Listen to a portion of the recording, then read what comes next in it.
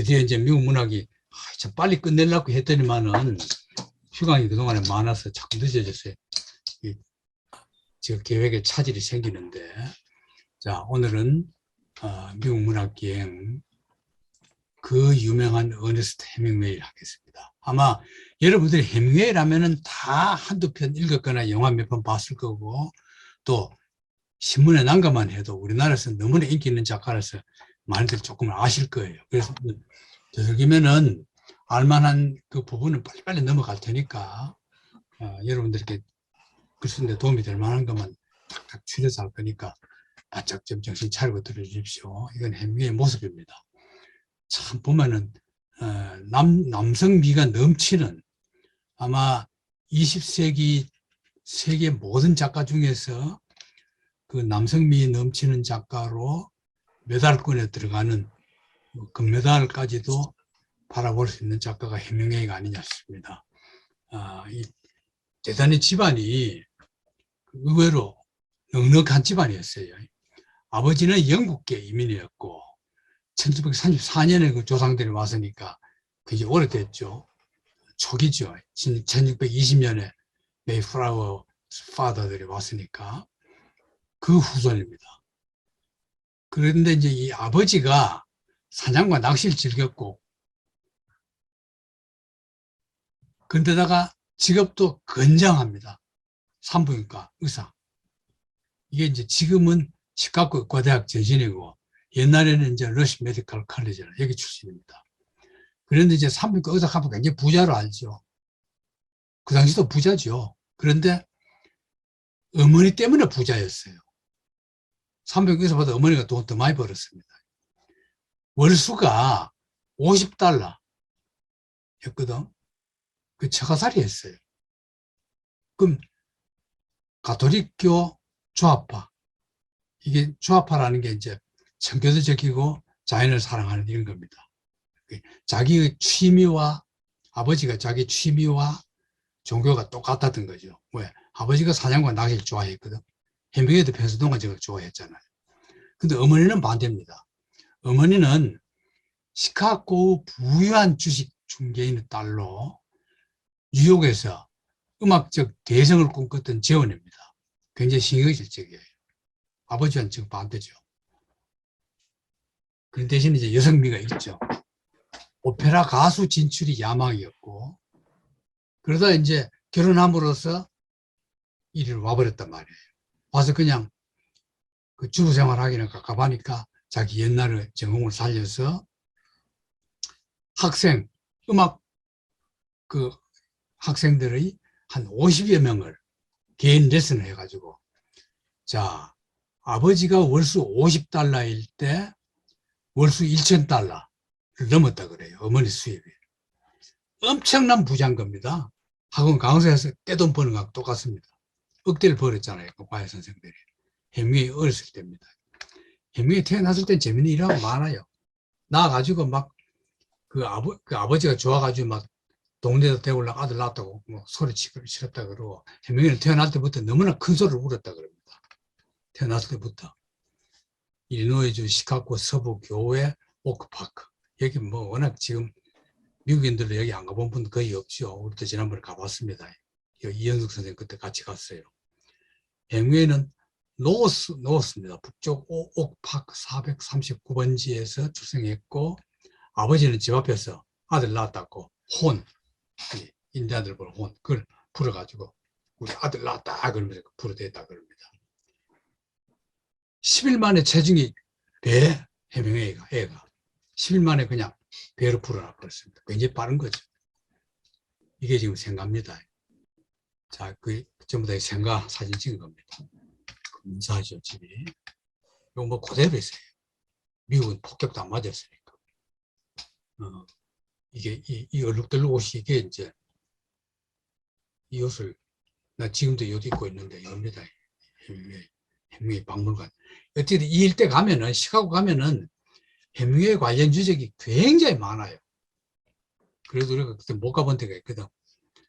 이제 이 아버지가 사냥을 좋아한다 그랬죠. 별장이 있습니다. 그게 3,000여 명의 생명을 받아냈다 그래요. 아버지가 신생아를.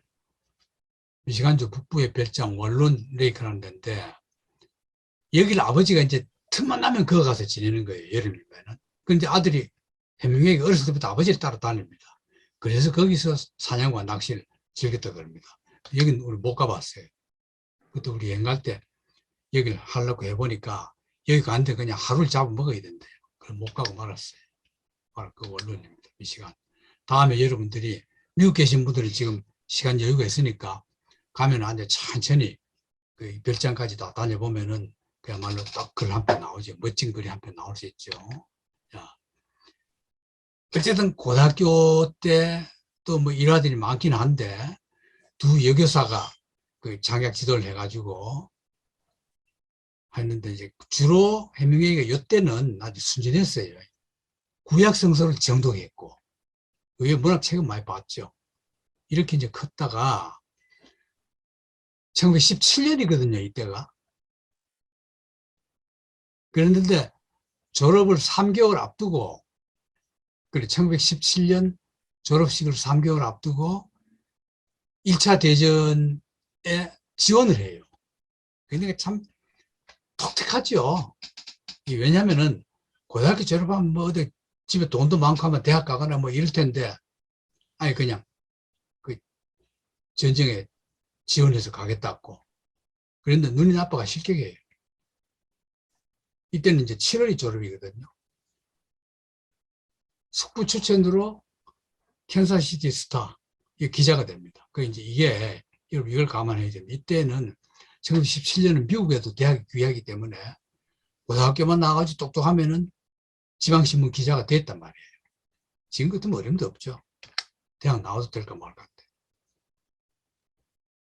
이게 해밍웨이가 나왔던 고등학교입니다. 현재 이렇게 변해버렸다 그럽니다. 오크파크 앤 리버 포레스트 하이스쿨 지금은 이렇게 변했다 그래요. 이 지방신문에 있을 때 굉장히 가장 유명한 여러 가지 일화들은 빼고 문학에서 가장 중요한 건 이겁니다. 굉장히 인용도 많이 하죠. 문장 짧게 써라. 쇼트 센텐스입니다. 천년은 짧게 해라. 쇼트 퍼스트 테레그라프.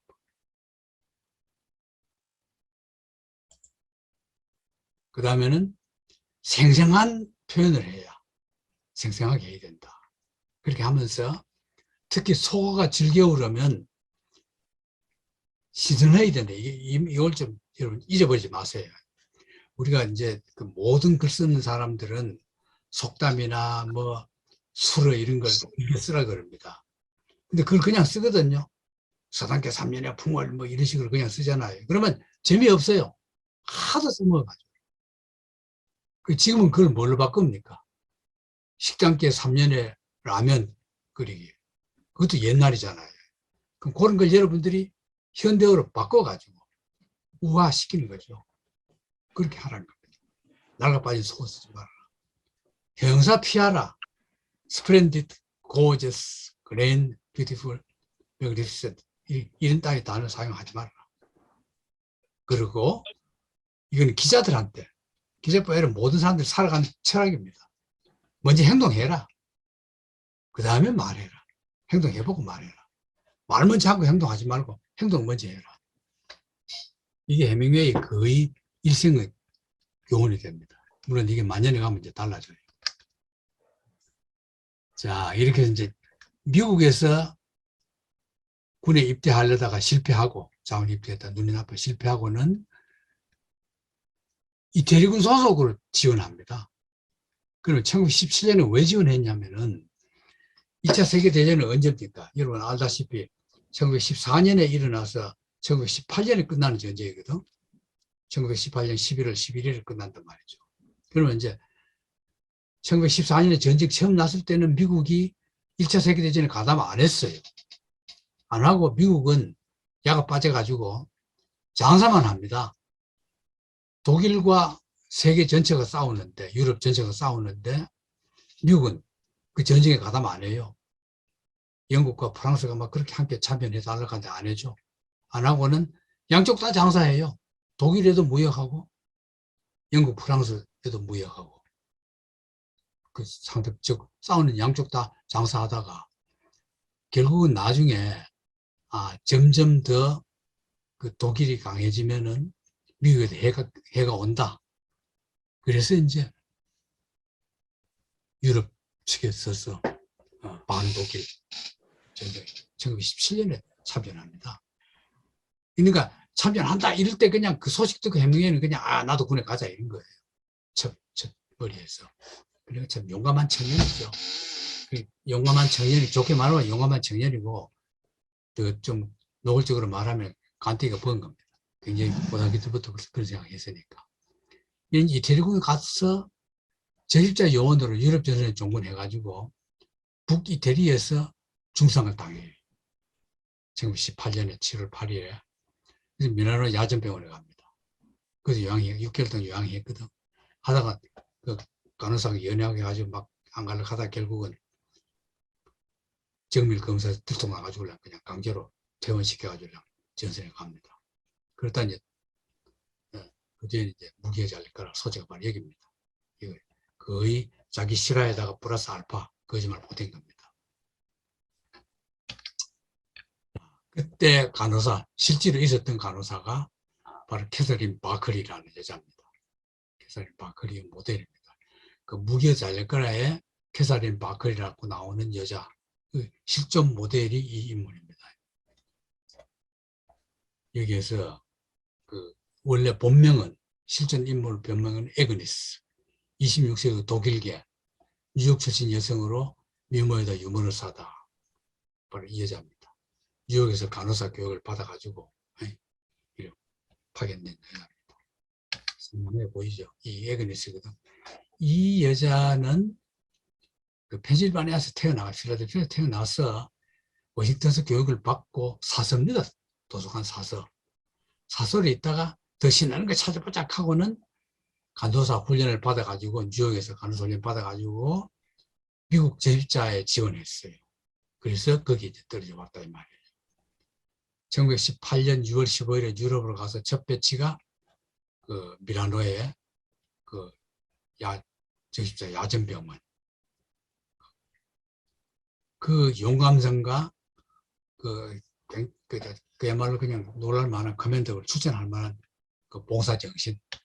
이 여자가 나중에 날려요. 이름도 날리고 뭐 훈장도 많이 받아가지고 국립묘지에 묻힙니다. 나중에. 19살 때 해밍웨이 모습 참 잘생겼죠. 부상당한 해밍웨이.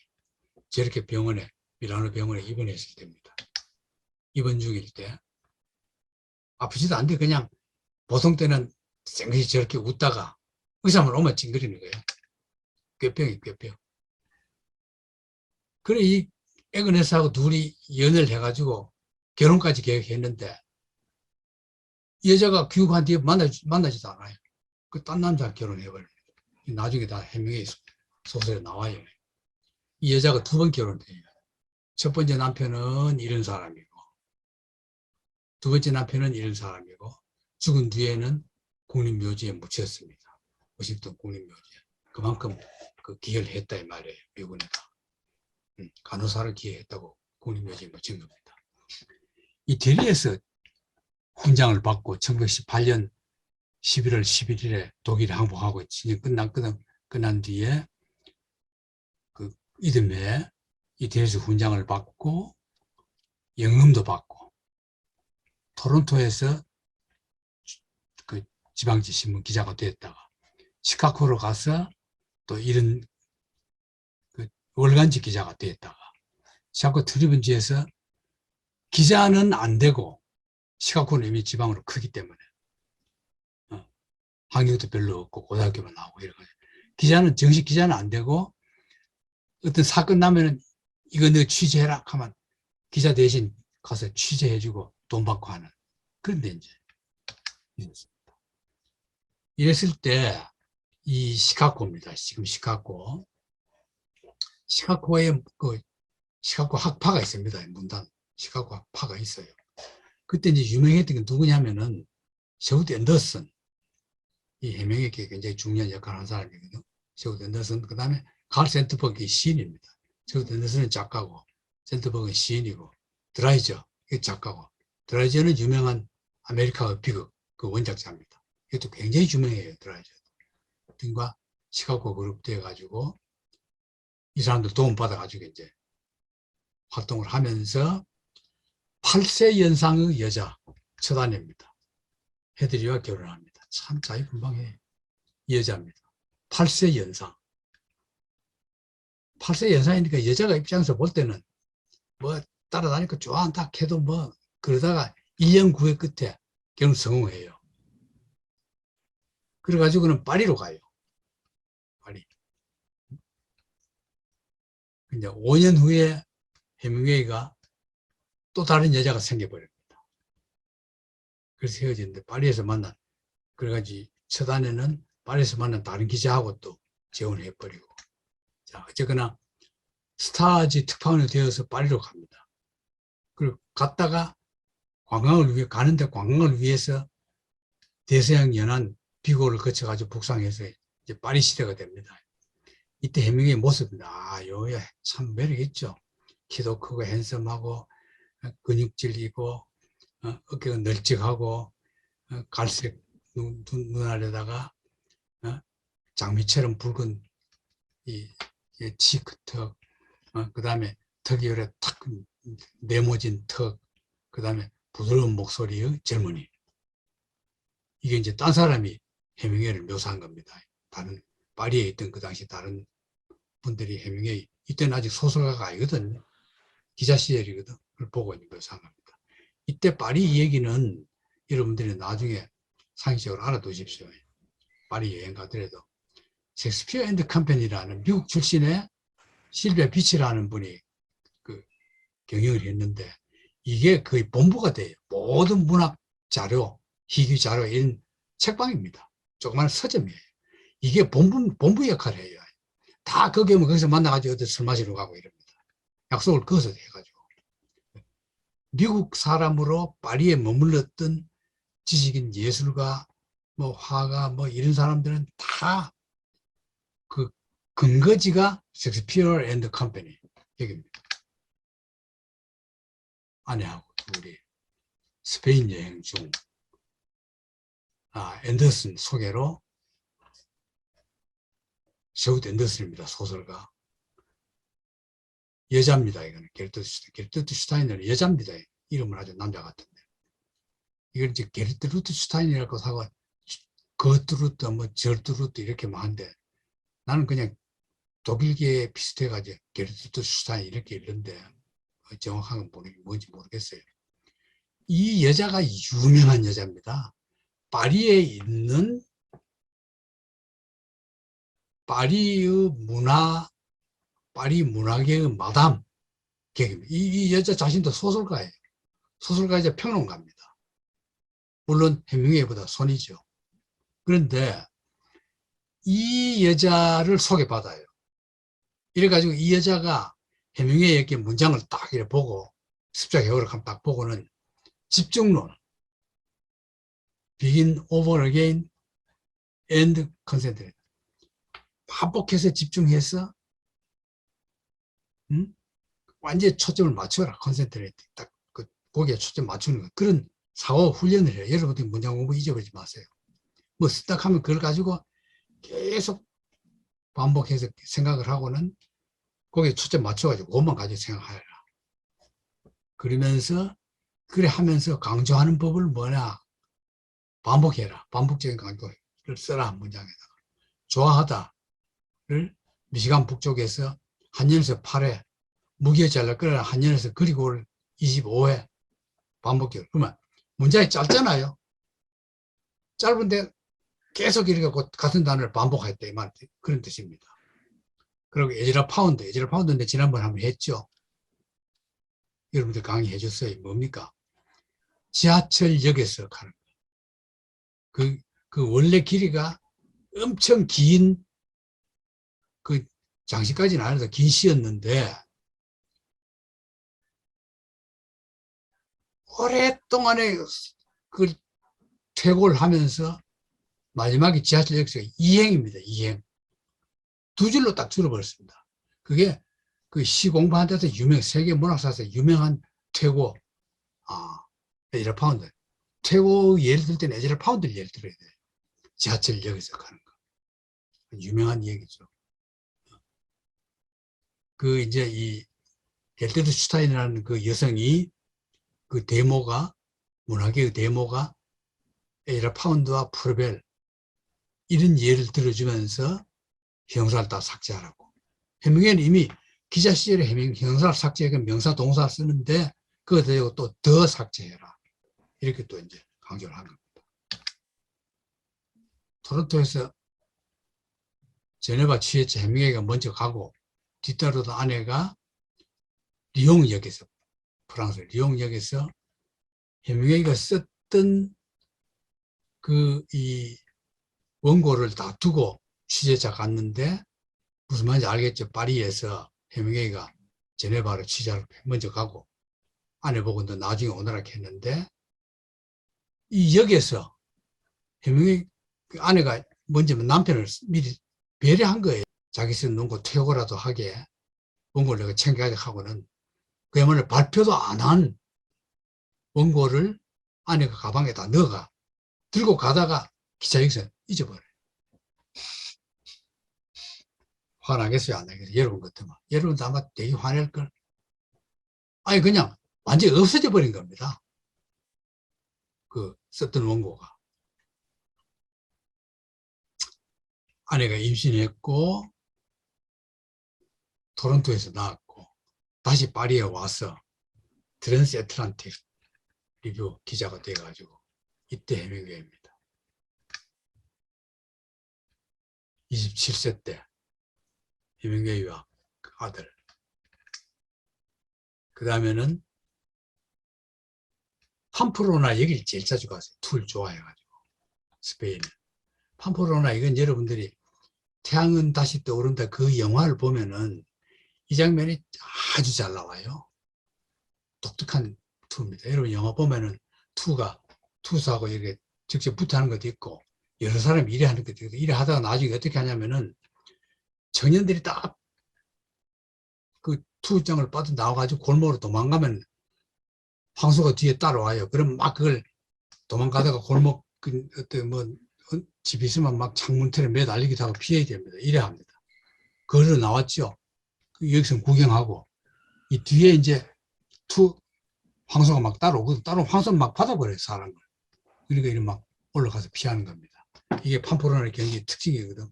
이건 이제 우리가 말하고 있는 정식 투 장면이고. 그겁니다.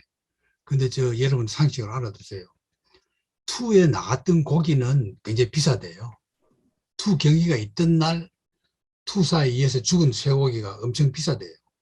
근데 사실은 투에 나왔던 쇠고기는 힘이 세가지고 근육질이라서 별로 맛이 별로라 하는데 또 다른 말로 하면은 근육질이 좋아가지고 몸에 좋다 이래가지고 비싸게 받는데요.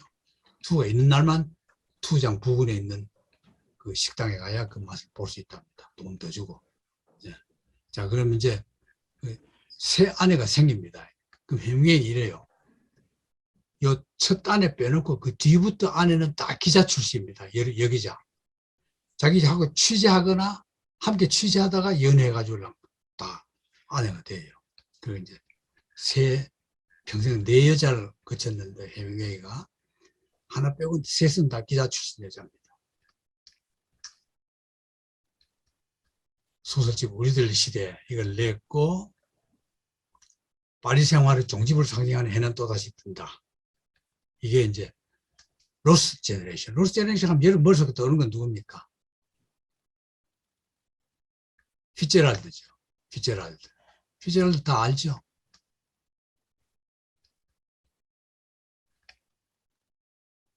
해는 또 뜬다. 이게 영화입니다.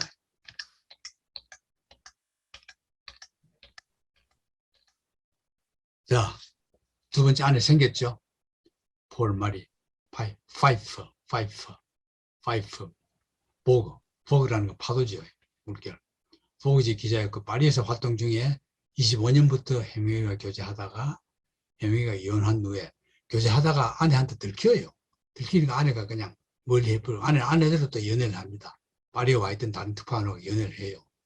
그러니까 해밍웨이도 또 열이 붙어버렸어. 그랬더니 이제 이혼하고는 결혼한 거죠.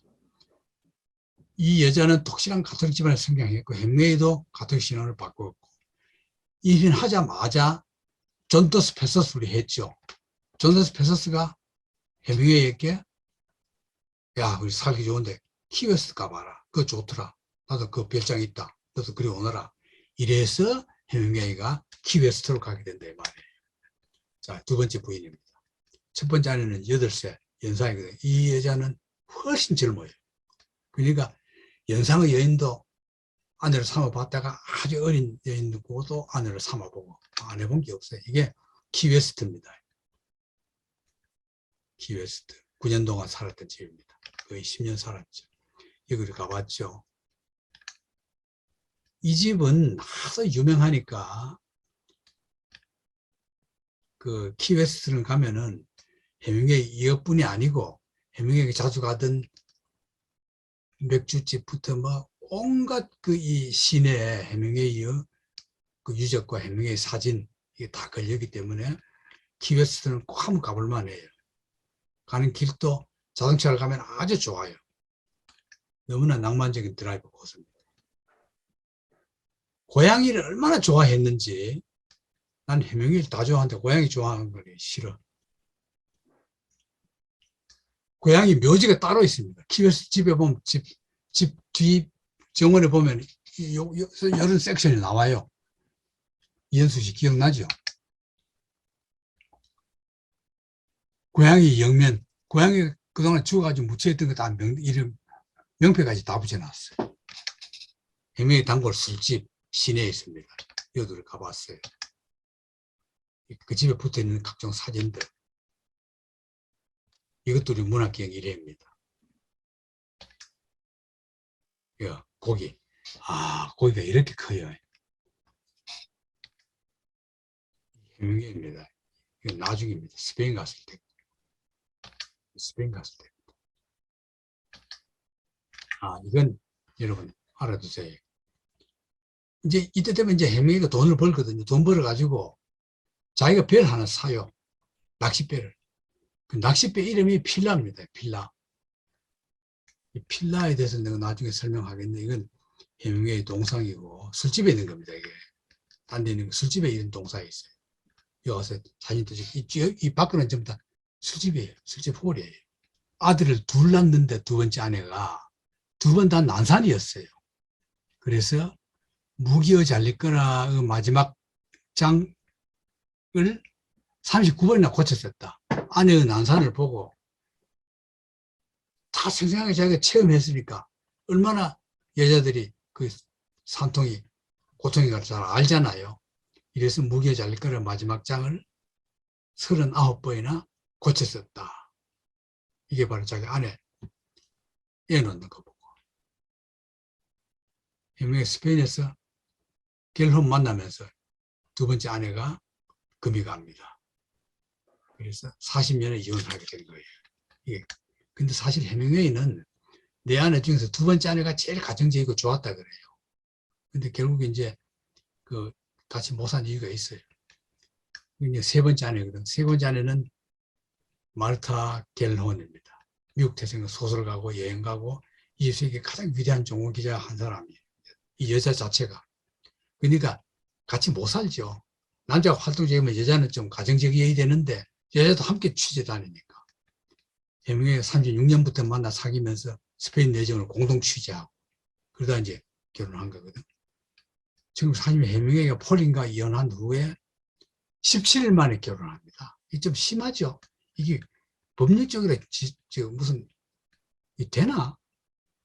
6개월이나 뭐 1년 진행이 되지 않나? 난 모르겠어요, 법을. 해밍웨이와 갤론. 무기여 잘릴거라 이제 나옵니다. 무기여 잘릴거라. 28년에 완성해서 29년을 썼거든. 다시 이제 옛날로 돌아갑니다. 조금 시기가.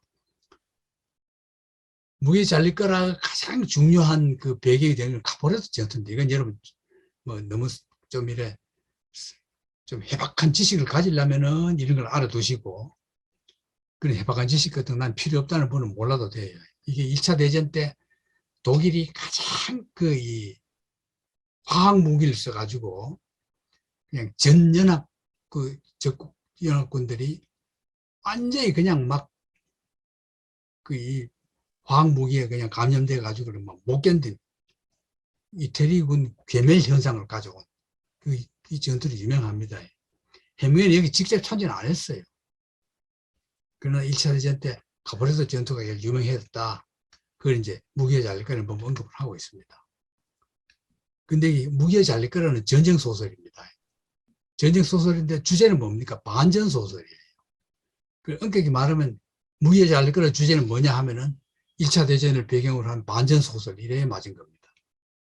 여기에 이제 이제 속어, 비어 뭐 이런 말들이 이제 뭐 욕이잖아요.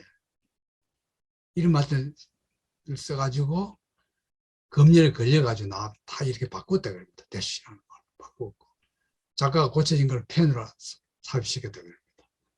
이태리에서는 카포레토 전투의 참혹한 묘사 때문에 금서됩니다. 이태리군이 너무나 참혹하게 죽어요. 반공국주의. 독일을 겨냥한 거죠. 근데 2차 대전 때는 이태리도 군국주의가 됐거든. 무솔리니가 집권해가지고. 이래서 무솔리니 집권 밑에서는 금서야. 나중에 2차 대전 끝난 뒤에 이태리에서는 풀려요. 이태리 군인들을 너무 비참하게 묘사한 거. 반공국주의적인 것 때문에 1948년에야 이태리에서는 출간이 허용됐다. 이런 뜻입니다. 이태리의 번역자는 이런 사람이에요. 이게 이제 카포레토 전투 지도거든요. 주로 여부, 이 전선 전체를 이만큼 걸쳐서 다 한 겁니다. 카포레토 전투입니다. 강했고, 카포레토 전투에서 잡힌 이태리 포로들. 항목이 앞에서 꼼짝을 못해요. 헬렌 퍼거슨, 모델은 키티 이튼 컨넬. 이게 바로 모델이 된 겁니다. 미국 제명 잡지를 위해 파리 주재 패션 및 무용 담당했고, 미국에서 무용 비평가로 활약하다가 스태틱 댄스라는 거. 스태틱 댄스라는 건 좀 뭔가 이게 딱딱 댄스 중에서도 아주 특이한 그런 겁니다. 스태틱 댄스를 창안했고 무용 연출가가 되어서 리아니라는 걸 구성해가지고 무용단을 구성해가지고 시인과 결혼을 해놓고도 이혼했고 해명이는 이 여자를 해는 또다시 뜬다 해서 이런 이름으로 그러니까 이런 이름이 바로 이 여자다. 그런 뜻입니다. 자, 이게 무기의 잘리거리로 다시 들어갑니다. 버클리 약혼자 죽음 설명하는 장면입니다. 버클리가 실제로 안 그랬거든. 실제로 이제 해밍웨이가 밀라노 야전병원에서 만났던 간호사는 약혼자 죽고 뭐 그런 것도 없어요. 소설에는 그래 나와요. 소설에는 그 간호사가 영국 간호사로 나오면서 자기 약혼남이 전선을 갔다가 죽었기 때문에 전선을 갔기 때문에 남편을 찾아서 전선을 왔다가 남편이 죽어서 그냥 간호사가 됐다. 그래 나오는데 남편이 어떻게 죽었나 그러니까 그는 죽었고 그게 바로 끝이다. 죽어버렸어요. 그리고 끝이에요. 이런 말이 죽었을 때의 슬픔이나 그 상처에 비해서 너무나 그야말로 그 문장 자체가 하드보일드 문장이잖아요. 그러니까 이제 헨리 남자 주인공이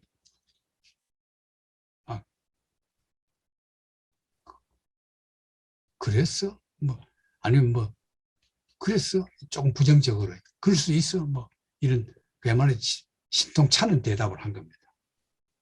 이래서 이 패트릭 헨리 중위가 항상 곤혹스럽게 생각하는 단어가 뭐냐면은 sacred, 성스러운, 영광스러운, 희생, 이런 헛된 표현, 이런 추상적인 단어, 그리고 이런 헛된 단어와 추상적인 단어, 영광이니 명예니 용기니 뭐 성스러운 거니 하는 이런 거는 그냥 너무나 듣기 싫다. 정말로 성스러운 것은 고유명사, 콘크리트 네임. 콘크리트 네임은 엄격히 말하면 고유명사는 아니고 구체적인 명사란 뜻이죠. 구체명사. 고유명사라기보다는 구체명사. 구체적인 실제가 있는 내 이름들. 그런 것만 쉽게 말하면 이게 이제 이 소설의 굉장히 중요한 주제가 되는데 그런 추상적인 명사. 성스럽게 만드는 명사. 그건 난 싫다. 난 너무 곤혹스러워. 엠바레스, 곤혹스럽다. 다만 나는 구체적인 명사, 사람 이름이라든가, 산 이름이라든가, 강 이름이라든가, 이런 거는 그 자체대로 그게 바로 감동을 준단 말이야. 뭘 이미지도 떠오르게 한다. 그런 뜻입니다. 굉장히 구체적이죠. 헨리. 운전석과 술과 창녀촌을 오가는 나날 속에서 황폐화되고 완치된 후에 전선으로 떠날 무렵에 캐서린이 임신해버렸고, 자기 애인이, 간호사가. 그러니까 당신은 함정에 빠진 듯한 기분이 아니세요? 라고 간호사가 물어요. 헨리는 나빠진 원인이 당신에게 있는 것이 아니다. 전쟁을, 우리로 하여금 이렇게 전쟁을 시키는 거. 이 제도가 나쁜 거지. 당신 원인은 아니다. 오스트리아군이 막대한 피해를 입었고, 후퇴 행렬, 무질서한 후퇴 행렬 속에서 자기 부대도 잃어버렸습니다. 즉 십자사, 그 십자 치료차, 병원차를 운전하거든요. 배터리 헨리가. 하다 부대를 이탈해버려. 부대도 딴 데를 미리 도망가버리고 없어요. 그러니까 계급장 팽개치고 나도 끝이다 하고 가문을 버려버립니다. 그 자기도 이제 마음대로 아무 데나 내킨 대로 가는 거예요. 가다가 이 장면이 아마 여러분 영화 보면 끔찍할 겁니다. 후퇴라는 게 얼마나, 전쟁에서 패배라는 것이 얼마나 비참한가. 그러다가 나중에는 지향적 수술을 해가지고 스위스로 도망가가지고, 이 얘기는 여러분 내가 안 해도 다 알죠. 그러니까 후퇴하다가 검열에 잡혀요. 잡혀가지고 그대로 대답할까 그러다 그럼 탈영이 되거든. 자기 부대를 이탈한 걸로. 계급장도 없거든. 이러니까 탈영하면 거기서 바로 총살입니다. 바로 죽여버려요. 재판도 없이. 이래서 강문에 뛰어들어가지고 몰래 도망가서 자기 애인을 찾아갑니다. 병원에. 애인 만나가지고는 스위스는 1차 대전 때 중립국이었거든. 2차 대전 때도 마찬가지고. 중립국으로 호수를 건너갑니다. 보트를 하나 몰래 구해가지고 가서 스위스로 가서 살다가 캐서린이 애 놓을 때 애기와 함께 죽어버립니다. 애를 놓다가 죽어버려요. 그래서 이 주인공, 남자 주인공 하는 말이 이것이 함정의 결말이구나. 이것이 서로 사랑함 때문에 얻는 대가구나. 자기 애인이 했던 말, 함정이라고 생각 안 해요 하는 말을 이때서야 정말로 함정이구나. 이렇게 느꼈다는 말입니다.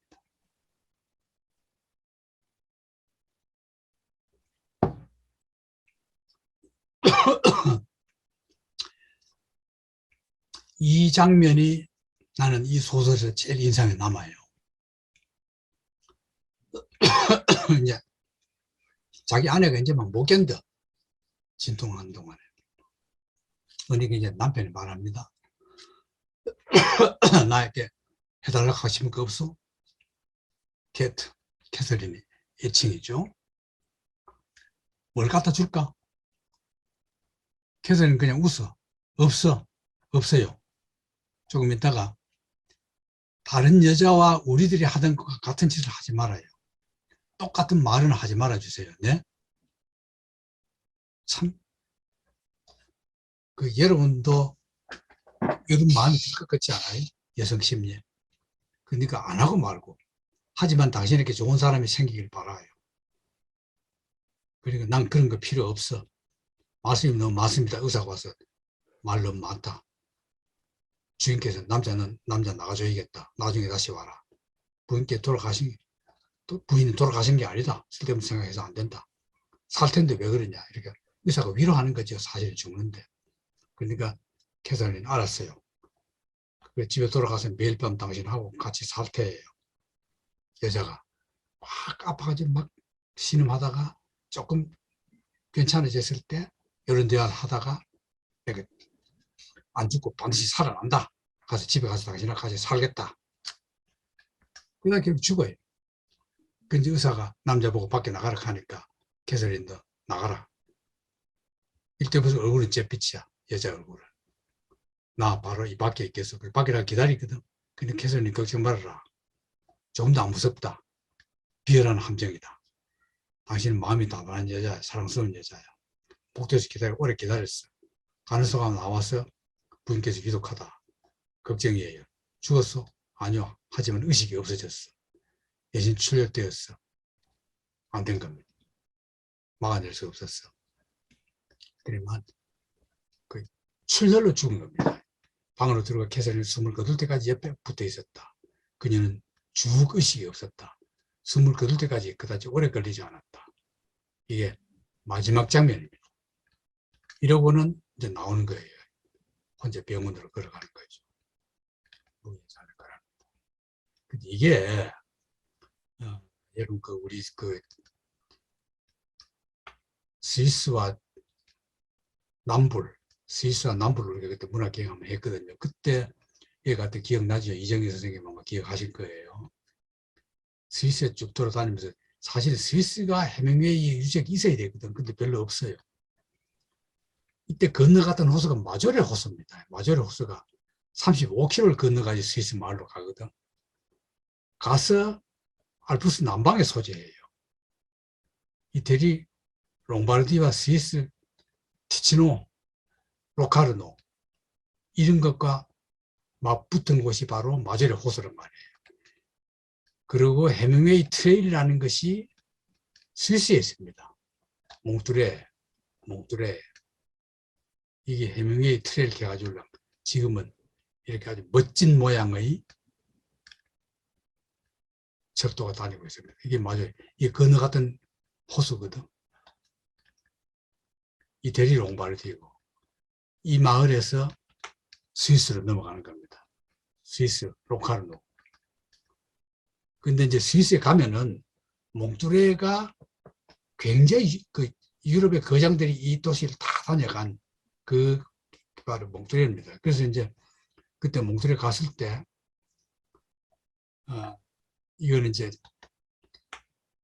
곳에 건너가서 로카르노에서 이 소설 주인공들 조사를 받고는 몽뚜레 부근 산속에 살다가 그 임신에 임박해지니까 로잔으로 옵니다. 로잔 큰 도시에 와야 산부인과 믿을 만한 산부인과가 있기 때문에 그 왔다가 이제 죽는 게 끝나거든. 그걸 해밍웨이 트레일 해가지고 해밍웨이에서 옮겨갔던 길을 그대로 이래 트레일 하도록 되어 있답니다. 그래서 이걸 그때 찾으러 갔더니만 우리는 뭐 시간도 없고 해가지고 몽뚜레 이제 정거장을 갔거든. 갔더니만 뭐 옛날 내가 봤던 이런 자료에서 봤던 그런 흔적은 없고 완전히 최신식으로 철도가 전부 다 고쳐져가지고 나눠져가지고 못 찾았어요. 그러니까 하도 내가 그런데 끌고 다니니까 함께 여행 갔던 분들이 몽뚜레 여기 올라가보자 하니까 아무도 안 올라가 내 혼자 올라가서 사진만 찍고 내려왔거든요. 바로 거기입니다. 이게 몽뚜레 역이에요. 내가 그때 가서 찍었던 사진. 몽뚜레 역입니다. 옛날하고 전혀 다른 거예요. 옛날에 이 부분이 그냥 거의 산이었단 말이에요. 지금 몽뚜레 거리입니다. 그리고 이 호수. 이 호수 부근이요. 이게 명성지입니다. 몽뚜레 가면은 그냥 이 호수 부근에 여기거든. 이제 우리 일행이죠. 일행인데 이게 누군지 압니까? 프레디 머큐리입니다. 프레디 머큐리. 보헤미안 랩소디 영화 봤죠? 여기서 매년 프레디 머큐리 축제를 해요. 음악 축제를. 몇 년간 하고 있어요. 이건 생각지도 않았는데 이 동사에 있어가지고 여기서 우리 사진 찍었거든요. 그 유명한 보헤미안 랩소디의 주인공. 이 보헤미안 랩소디 가사 참 좋죠. 그 가사가 여러분 쓰을 때 누가 한번 쓴 것 같은데 우리 한국 사문에서 바로 여기입니다. 자, 어쨌든 이게 이제 그 무기의 잘릴까라고 배경이 됐던 때까지 끝나고 그 다음에는 문학적인 전성시대가 열립니다. 키웨스트 시절이 문학적 환기입니다. 키웨스트. 무기의 잘릴까를 썼죠. 소설 이렇게 많이 써요. 그 누굴 위한 종을 위하까지 그것을 다 썼거든.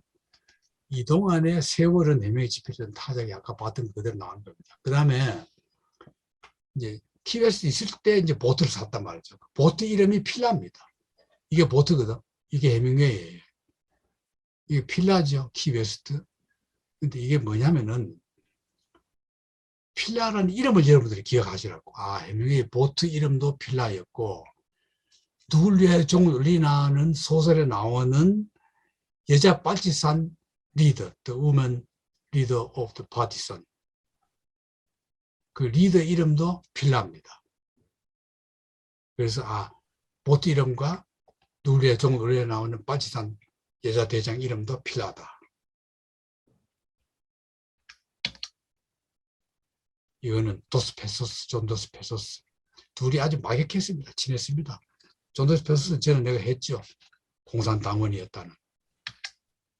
누리와 종누리나. 이 영화를 나는 고등학교 때 4번인가 봤거든요. 잉그리드 버그만한테 반해가지고. 지금도 가끔 이거 봐요. 해밍웨이가 가장 역사의식이 강했던, 지금까지는 이제 사냥 그냥 여자 쫓아다니고 이런 술 마시고 이랬거든. 낚시하고 이랬는데, 완전히 해밍웨이 일생 중에서 가장 역사의식이 강했던 시대가 바로 이 시대. 첫째는 1935년 9월 3일 키웠을 때 허리케인으로 200명 이상 사상자 났을 때 엄청 봉사합니다. 직접 자기가 몸을 투여해가지고. 두 번째는 스페인 혁명 때, 이 1936년에서 39년입니다. 스페인 민주화 투쟁사입니다. 간략하게 여러분 상식적으로 알고 있으라고. 스페인이 유럽에서 가장 민주주의가 늦게 된 나라입니다. 제일 늦게 된 나라예요. 1813년에 제1공화국이 있어요. 그래서 도로 왕정복구 되어버려. 31년에 제2공화국이 있어요. 혼란만 거듭해. 민주주의가 정착이 안 돼요. 그런데 36년 2월에 인민전선파가 승리합니다. 이게 이제 무슨 말이냐면은 이런 겁니다. 여러분들께 알기 쉽게 얘기하면은 바로 2번 31년에 썼던 제2공화국은 우리나라를 치면 장면정권 같은 거야. 장면정권은 어땠어요? 우유부단하고 진보주의자도 아니고 민주주의에 대한 의식도 없고 자기 자신의 친일파였고 쉽게 말하면 민주주의 할 자신이 없는 사람이야, 장면은. 그러니까 막 맨날 4.19 뒤에 데모하고 그랬잖아요. 그게 이제 제2번입니다. 31년 제2공화국. 선거로는 당선됐는데 정권을 유지하지 못했어. 그랬는데 46년에는 어떻게 하느냐. 진보적인 세력들이 다 힘을 뭉칩니다. 뭉쳐가지고 그걸 인민전선파라고 그래요. 이거 왜 뭉쳤냐면은 이미 이때는 독일이 히틀러가 1943년에 집권을 하거든요. 집권하니까 온 서방 세계, 유럽 세계 전체가 히틀러 같은 정권이 우리나라 세계만 큰일이다. 저걸 막으려면은 진보 세력들이 다 힘을 뭉쳐가지고 파시스트가 집권 못하도록 만들어야 된다. 쉽게 말하면 극우파 그 집권을 막아야 된다. 이래서 다 뭉친 거예요. 뭉치니까 31년의 제2공화국보다는 훨씬 진보적인 정권이 들어선 겁니다. 이거 아주 잘 됐어요. 선거에서 또 다 압도적인 다수를 차지했고 승리했거든. 이러니까 군부가 나와가지고 우리나라 4.19 뒤에 5.16 박정희가 나왔듯이 프랑코 장군이 나와서 쿠데타를 일으킵니다. 이게 1946년 7월 17일이에요. 그래서 3년 동안 내전을 해요. 공화파와 군부파, 독재파가 3년 동안 전쟁합니다. 이걸 우리는 스페인 내전, 혹은 스페인 혁명, 혹은 스페인 내란 여러 가지 이름을 부르고 있습니다. 그래서 39년에 프랑코가 승리해버립니다. 독재 정부에 이겨요. 왜 이겼느냐? 역사적으로 보면 여러 가지가 있는데 유럽 선진국들이 도와주지 않아요. 참 이거 쉽게 말하면은 선진국이라는 게 얼마나 나쁜가를 스페인 혁명을 보면 알 수 있어요. 공화파를 도와줘버리면 끝나. 그럼 프랑코가 패배해요. 근데 전혀 안 도와줘요. 다만 이 당시 요 3년 동안에 유럽에 있는 모든 그 지식인들이 작가, 철학자, 시인, 음악가, 영화감독, 미술가 할 것 없이 전부 여기 다 도와주러 갑니다. 다 도와주러 가요. 근데 정부는 안 났어요. 그 해밍웨이가 여기 이제 갔단 말이에요. 직접. 해밍웨이가. 햄카는 해밍웨이입니다. 해밍웨이가. 참전했거든. 얼마나 해밍웨이가 스페인을 좋아했느냐. 투 때문에. 이 내란 이전에 36년 이전에 해밍웨이가 11번이나 갔던 나라입니다. 눈 내려 투 경기가 중단되니까 그리고 해밍웨이가 투장에서 본 것만 해도 15,000마리 죽어가는 걸 목격했다. 오전 중 침대에서 단숨에 살인자 한 편을 집필할 정도로 그만큼 투를 좋아했단 말이죠. 그래서 스페인 민주화위에서 여러 단체장 개인 명의로 4만 달러 모금을 해요. 프랑스 뚜르주에서 비행기로 바르셀로나를 거쳐서 누굴 위하여 종을 울리나 현장 나바세라다라는 여기를 가봤습니다. 스페인 여행 갔을 때, 스페인 포르투갈 갈 때 갔어요. 고개를 넘은 과다라마 전선, 세고비아가 보여요. 유명한 기타로 유명한 세고비아, 기타 유명한 세고비아. 그것은 마드리드. 이게 햄웨이가 바르셀로나에서 갔던 행적입니다. 행적 요대로 나와요. 호텔 창문을 기관총알을 뚫어 지를 지입니다. 이때 네덜란드 감독과 스페인의 땅이라는 것을 함께 만듭니다. 적극적이었습니다.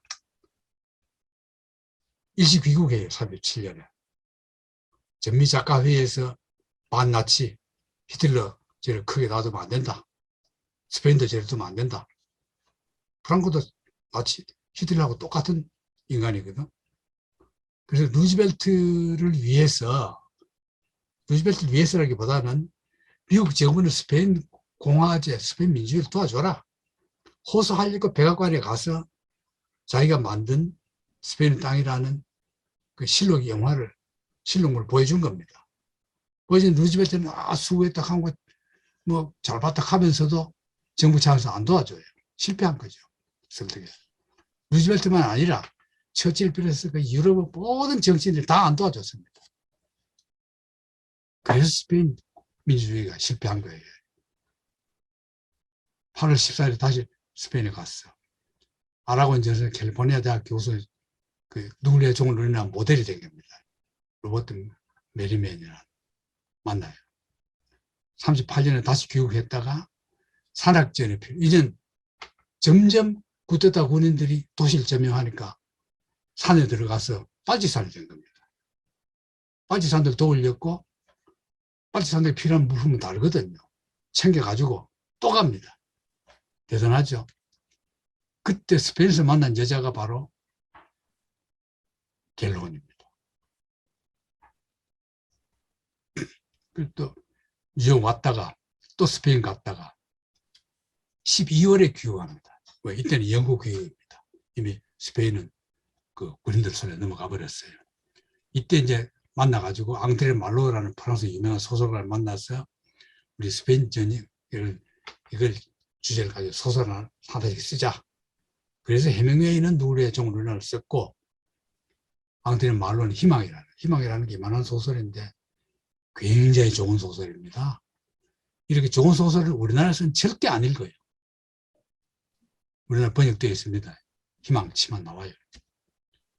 이래가지고 이제 스페인이 이제 프랑코 독재에 넘어가 버리니까 그렇게 해밍웨이가 스페인 투어를 보고 싶은데도 스페인 안 갑니다. 14년 동안 안 가요.